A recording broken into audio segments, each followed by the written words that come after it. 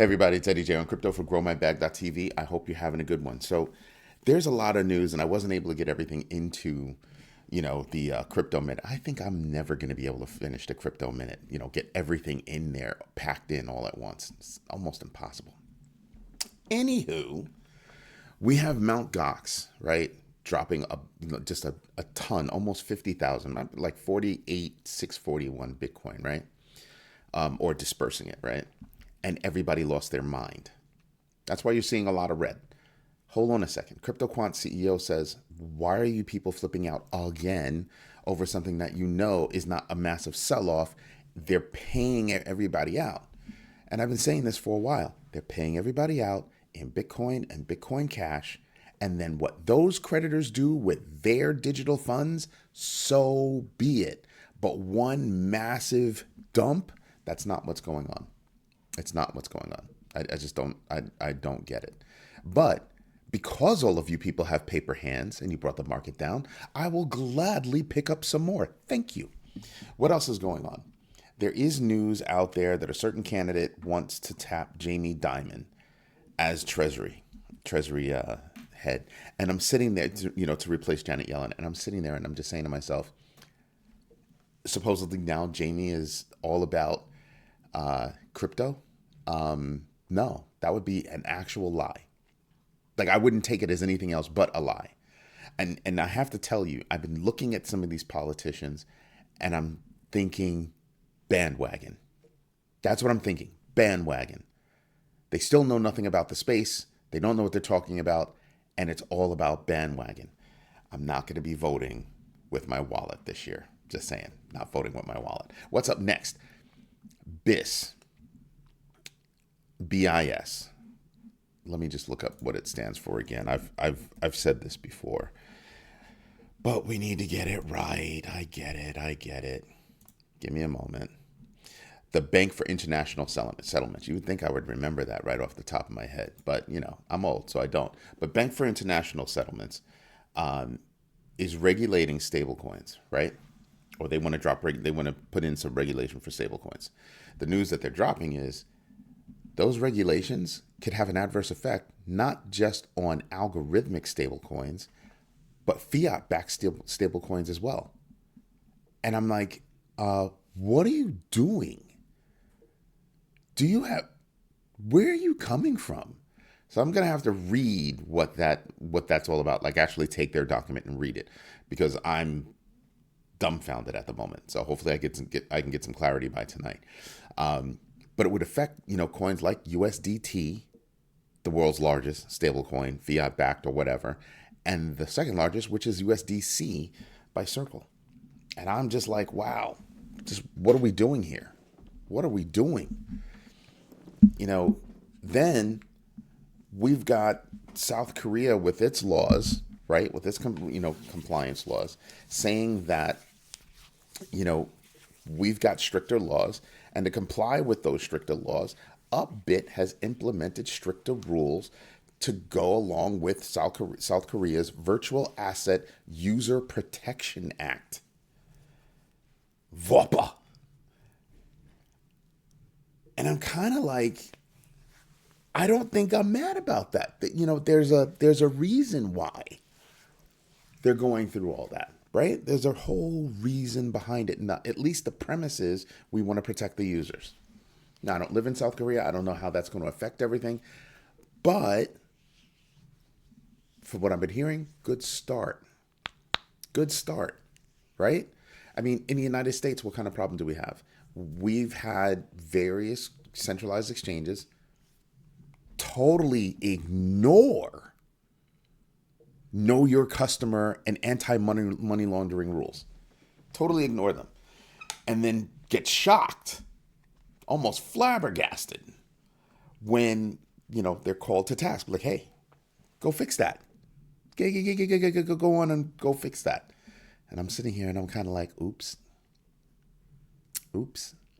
It's all good, right? It's all good.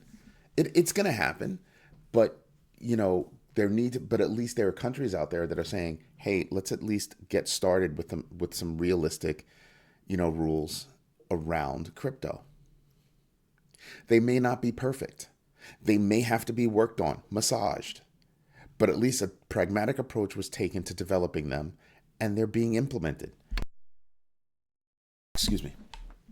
Then, on some good news, we've got Polygon saying, hey, look, listen, we believe it's going to be September that we're going to flip from MATIC to Polygon, a MATIC to POL, P-O-L. And it's a part of their whole move toward Polygon 2.0, that whole roadmap. And that's a good thing. There was a project, I forgot who it was. It was a project that I read because it wasn't a big article, but they moved from Ethereum to Polygon because of lower fees. Well, lower fees and speed. And I'm like, this is good stuff for Polygon. Again, this is behind the scenes type stuff that's going on. The only reason why this is public facing is because they're literally changing from MATIC to POL. And so we'll have to all adjust to being, focused on POL and not MATIC. And I'm all right with that. That's a good change. Then Brad Garlinghouse comes out and says, oh, I think we're close to this whole SEC, XRP, SEC Ripple debacle being over with. Even though there was a canceled meeting, secret meeting that or secret or just private, unpublished. It was canceled by the SEC. Now they've had a ton of these meetings. Like I've been reading, in the land of 150 of them, and these meetings have not led to, closure in the case. But I think they've inched us closer to a closure in the case. And so right now I'm sitting back and I'm kind of saying to myself, all right, so what is the SEC doing? Because with the law changes that have happened, they can't hammer people the way they used to. So I think they really do have to negotiate. So we'll see what's going on with that, right? To me, I'm sitting back and I'm kind of like, well, But if we can get a decision this year, that's another point on the map that says this is good news. Put that on the roadmap. Good news. That would be awesome. That would absolutely be awesome. So I'm sitting back and I'm just thinking, well, let's see what happens. We could be closer. I mean, rumors have been flying since, for the past few weeks. That, it's going to be next week. Oh, it's going to be the end of the week. Oh, it's going to be right after July 4th. And we got nothing. We got nothing. You know what I mean? Oh, I have a new system, and you know what I did? I did the same thing that I did the last time. I didn't put up the logo. You got to do that, or people steal your stuff. Even though you got my face on there, people steal your stuff. But you know what we should do? That's right. We get to go check the numbers. We get to checking the numbers again. How awesome is that? Let me fix these inputs. There you go. All righty. So hopefully you're watching me on a big screen and you can actually see this. You know what? Let me make it a little bit bigger so, for the people in the back. See if I can do that. Yeah, we can do that. We can make that bigger. So let's go first take a look at the top 25 biggest losers. Not now, don't need that. Something else I'm going to do is refresh the screen, refresh the data. That would be smart. Alrighty, so the biggest losers. That's the all-time change, but here's the 24-hour change. WorldCoin dropping 12%. Not shocked. I can't stand WorldCoin. I just can't. Shiba Inu down 11%. It's because it's been flying high for a little bit, but I'm surprised that it's down 11%. Cubic, let's see who else is down that I actually pay attention to. Brett is down 8%. Singularity. I don't even know why that's a thing. Singularity has been rolled into, should have been rolled into the Artificial Superintelligence Alliance, which is currently still FET, but it's going to be changed to ASI soon. So I don't know why they're both down. Brett is down 8%, Singularity is down 8%, and FET is down 7%. XRP down 7%. If you look at these names, a lot of these names had big gains. So not only are we experiencing the FUD, but we're also experiencing shaving of profits. Some people are absolutely taking profits. Not mad about that. Not mad about that at all. I've been hearing a lot of talk about Jasmy Coin. I'm just not interested at all, but I know a lot of people are. It's down 7%. Render is down 6%. This is after all the announcements and everything else, but I'm still thinking these are good times to buy. That's what this list is telling me. Over on this list, who's up? Who's up that I'm paying attention to? Dog with Hat up 8%.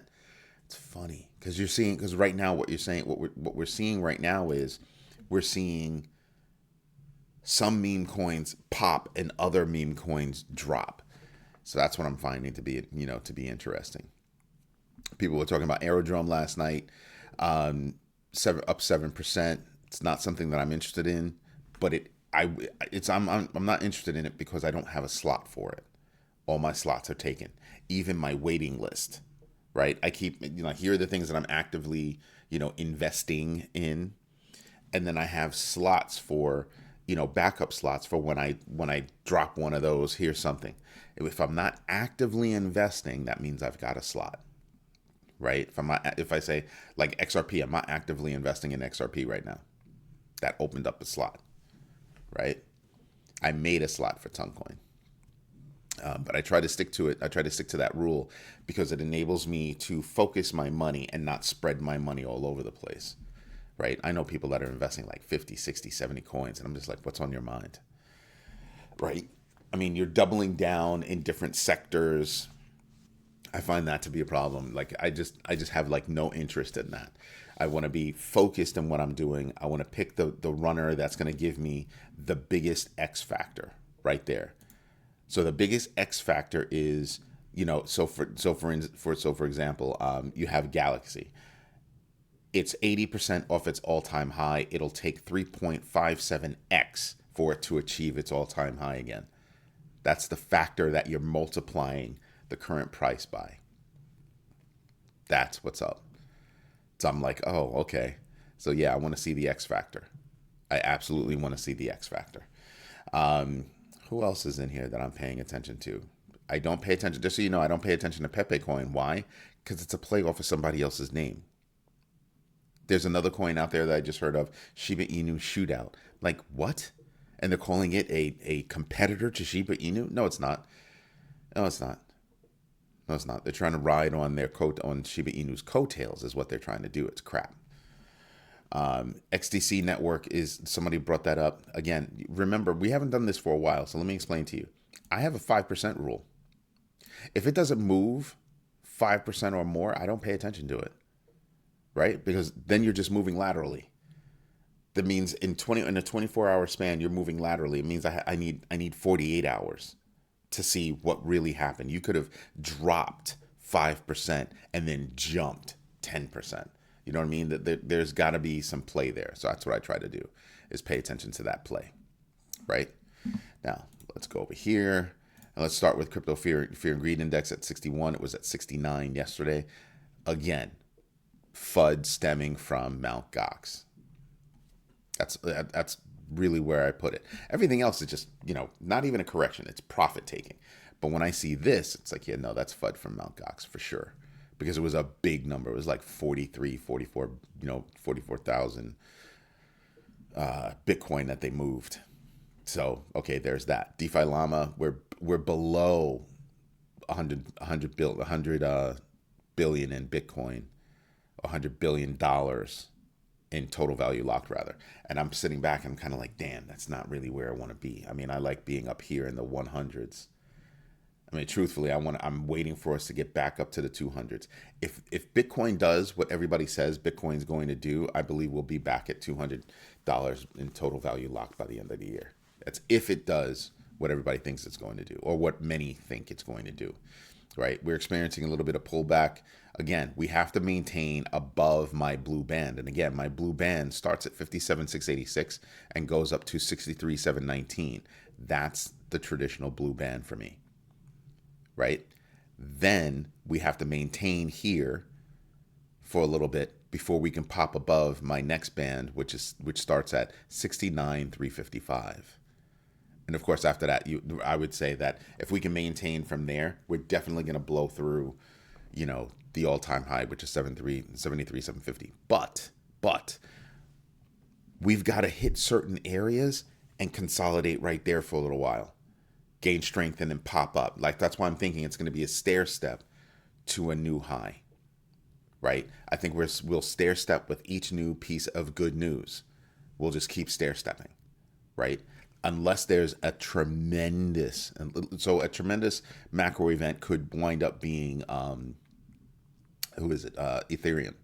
The Ethereum spot ETFs next week have the ability to become a huge macro event in the positive sense, right? Because I don't know that they'll buy in and then pull back the way they did for the Bitcoin spot ETFs. So that has the potential of being that kind of thing where it's such good news that everything shoots up. That could happen. That really could happen. Coin 360, yeah, we have a lot of red going on. XRP pulled back. Remember, it was in the 60s, 62%, 61, 62%. Shiba Inu pulled back. It was at 19 plus. Like I said, FET has pulled back. Link has pulled back. You have a lot of these that have pulled back, and I'm sitting back and I'm saying, these are great places where you might be able to pick up some sales. These everything that I see right now is on sale. We were above 65,000 for Bitcoin. In a week, it rose 20% in a week. Remember when it was down at 53? Give or take a week? Yeah. Week or two? Yeah. Got to pay attention to these things. You have opportunities to make money, and people are missing out on some of those opportunities to make money. That's what makes it sad. I'm going to take advantage as much as I can, right? To buy in when these dips happen. When these silly paper hands people, get out there and say, oh, I'm going to sell. I don't know what's going on with the market. Wah. You cry as much as you want. You pull your money out as much as you want. Thank you. Keep making a space for me to get in and buy more. Appreciate you. Not trying to be funny. I'm being serious. Because if you go out and get an education about what's going on, you put yourself in a better place for being involved in the crypto environment. And I say this as a heartless plug for my book, Crypto Foundations for Building Multi-Generational Wealth. It's not just about the money. It's about the knowledge that you gain. And this book is crack full. It's just tons of knowledge right there. Small book packs a wallop. That's the way I describe it. I have people that are only reading one page a day because it's that deep. We're giving you the actual content that you need so that you can make educated guesses or educated decisions in crypto. I mean, not like Jim Cramer, I'm just saying. Then if you want to look at it from a numeric standpoint, you've got Bitcoin up year to date, 52%. It means January 1st, if you'd have put your money in Bitcoin, this is where you'd be right now. You'd be 52% up, almost 52, almost 53.